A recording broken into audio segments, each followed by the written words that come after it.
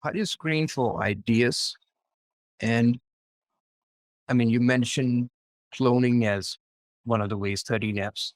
Do you look at other resources? And what have you found to be the most effective way to do so? Well, we wait for something to hit me like a 2 by 4 on my head. And when something hits me like a 2 by 4 head and jolts me, then that usually means I should dig further, etc. So if I can find two investments in a year that we can make, I think we're doing well. I think through the first 8 months of 2022, I found one investment and just recently a second one popped on the radar. And I think this one will work. And so it's a good year. It's a wonderful year. And who knows what 2023 brings or what 2024 brings? It could be zero or it could be four. We don't know. So on the one hand, you have the 50,000 stocks. On the other hand, we only need a couple of ideas a year, maybe less. And so with that large a universe sifting through things and being just asking basic questions like, is this within circle of competence? What is this worth? And that sort of thing. It will get rid of a lot of companies. And we can use hacks to reduce the data set.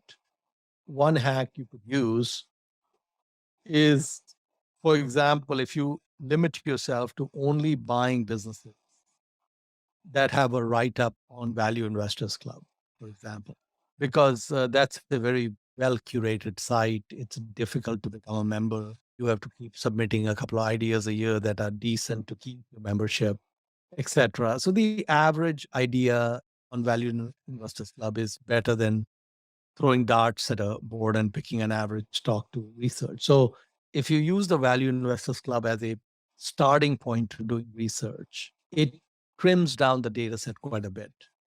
And the write ups are pretty good. So if you just went through and just read the write ups and then just left with the ones that you think are businesses you understand or thesis that you agree with, then that becomes a basis to do more work and see if any of those can jive with you. So that can be a good source. Data Roma, which gives the 13F filings of a bunch of great registers, that can be another great source. Barron's could be a source. There's a number of sources you could use.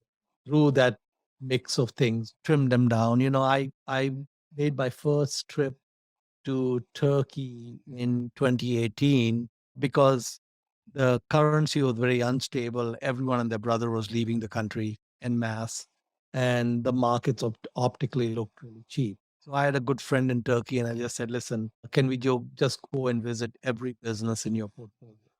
I didn't want to visit every listed company in Turkey. I wanted to visit the ones that had already gone through his filter. He had actually put money into it and so on. And that was a great trip. Found a few things that look interesting.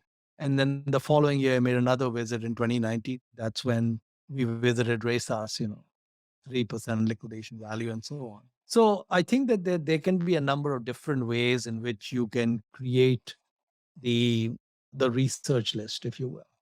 Could be Value Investors Club, other publications and Barron's, Roma, or might say, okay, particular geography might hold some promise and let me dig further and so on. So there can be a number of different ways in which things can enter the funnel, since the output from the funnel should ideally be pretty small, because I think most of us probably cannot find more than two, three, four things that make sense. And that's a good way to go.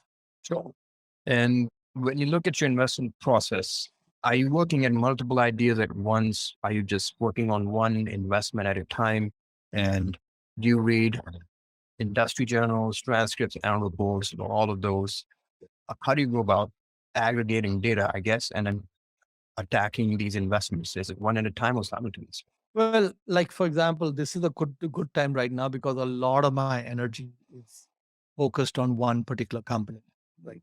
That I'm drilling down on. At the same time, I'm reading several newspapers every day. Value Line shows up once a week, and my assistant gives me a PDF of, like, for example, all the ideas posted Value Investors Club in the last month or something.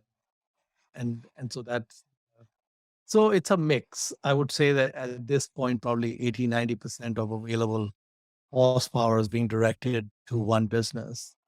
And I'm still looking at a bunch of other things. Most of those get discarded pretty quickly. If something shows up on the radar that looks interesting, then I will relatively quickly try to figure out which of the two businesses I now have are the ones, which of the two should be given more priority. And then we take it from there. Basically, to try to do a comparison, try to see which one risk adjusted is a better bet and so on. Do you believe in having some other intelligent investor as your partner, similar to Mr. Buffett and Mr. Munger? And if so, how do you avoid maybe confirmation bias or groupthink in that case? Yeah, Charlie had told me a long time ago, almost like within the first or second meeting I had with him in 2009. He told me, Monish, it's really important to have someone to talk to about your investments. So I told him, oh, you mean like Warren Buffett? So he said, well, it wasn't always Warren, but I've always had someone to talk to. I actually incorporated that. I hadn't thought about it that way till then. And I made a deliberate attempt after that to seek out other opinions. Sometimes people who the company, sometimes people differing opinion on the company and such. Yeah, I mean, John Templeton says that the best of us will be wrong one or three times. So if I make 6 bets in 3 years, even though I'm making 2 bets a year, according to John, 2 out of those 6 bets at least might be, that's a minimum. It could be actually 3 out of the 6 bets. Don't do what you expect them to do. They do far worse than what you expect them to do. Now, my hope is we don't have permanent loss of capital, that if it doesn't work, you get your money back or something. But many times you're not that lucky, so you may suffer some loss of capital as well.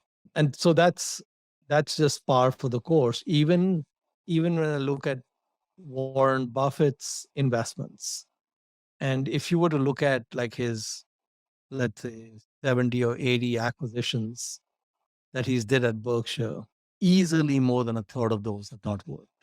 So, and this is Warren Buffett with Charlie Munger, with a lot of, the best of the best. And the good news at Warren has been that the larger ones in general have worked. And so if you dollar weight it, he's had a very high success rate. But if you equal weight every one of those 70 bets, it would be a terrible record relative to what we've seen with Berkshire Hathaway.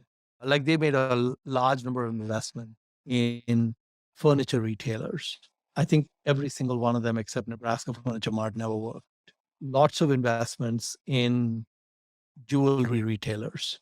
And every single one except Borsheim's did not work. In fact, most of those businesses during the financial crisis would have just gone under. I think they only stayed alive because they had the support of the parent. So they would have basically been zero in a number of cases.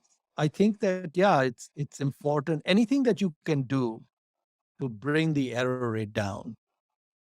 So talking to other people who don't have any biases or, you know, a reason to agree with you and such, and are more objective, and that can be great a great asset.